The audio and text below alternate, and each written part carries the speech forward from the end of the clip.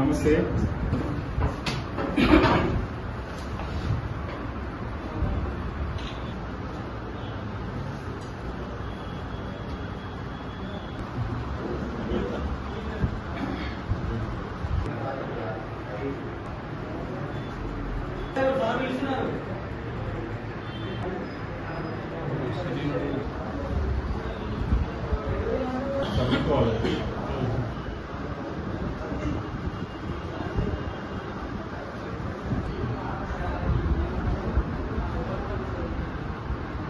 నా పేరు Sivashankar Patel, Navodayam party state president.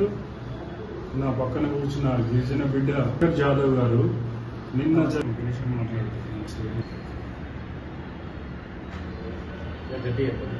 నవోదయం party state president. Recent గా జరిగిన రెట్రో మూవీ ఆడియో ఫంక్షన్ లో విజయ్ దేవరకొండ గారు సూర్య హీరోగా నటించిన మూవీకి ఆడియో ఫంక్షన్ గెస్ట్ గా వచ్చారు.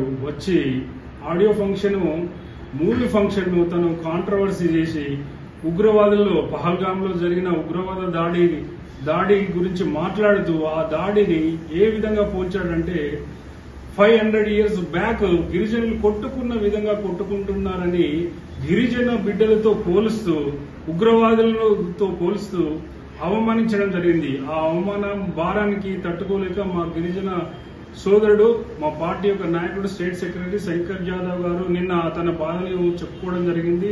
దానికోసం ఆర్జీఐ ఎయిర్పోర్ట్ దగ్గరలో ఉన్న శంషాబాద్ పోలీస్ స్టేషన్ లో నిన్న కంప్లైంట్ ఇవ్వడం జరిగింది. ఇస్తే ఇప్పటి వరకు కూడా వారు రిసీవ్డ్ కాపీ ఇచ్చి అక్నాలెడ్జ్మెంట్ ఇవ్వగా వారు ఎఫ్ఐఆర్ కూడా నమోదు చేయడానికి ఇష్టం చూపించట్లేదు. మరి దీనికి కారణం ఏంటి అని నిన్న మేము ఎక్స్ అకౌంట్ లో కూడా డీజీపీ గారికి, కమిషనర్ గారికి, ఆ పోలీస్ స్టేషన్ కూడా ఎక్స్ అకౌంట్ లో కూడా పార్టీ తరఫున రిక్వెస్ట్ చేయడం జరిగింది.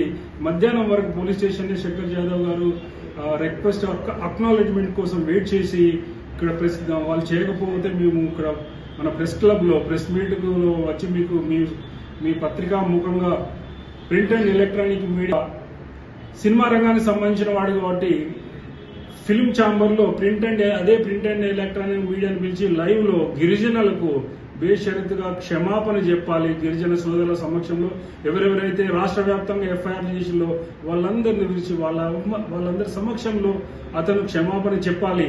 అతను సినిమాలోనే హీరో, అతను రియల్ గా హీరో అనుకుంటున్నాడు, అతను జీరో. ఓకేనా? అతను మెగాస్టార్ చిరంజీవి కాలిగోటు కూడా సరిపోడు, అది తెలుసుకోమనండి. మంచిగా బెస్లాలి.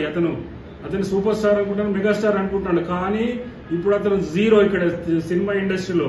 ఆ విధంగా పోల్చి అందరినీ కించపరిచాడు. అభిమానులందరూ డిసప్పాయింట్ అయ్యారు. మా శంకర్ జాదవ్ గారు సెకండ్ 2వ రోజు చాలా బాధపడుతున్నాడు. ఓకే, శంకర్ జాదవ్ గారు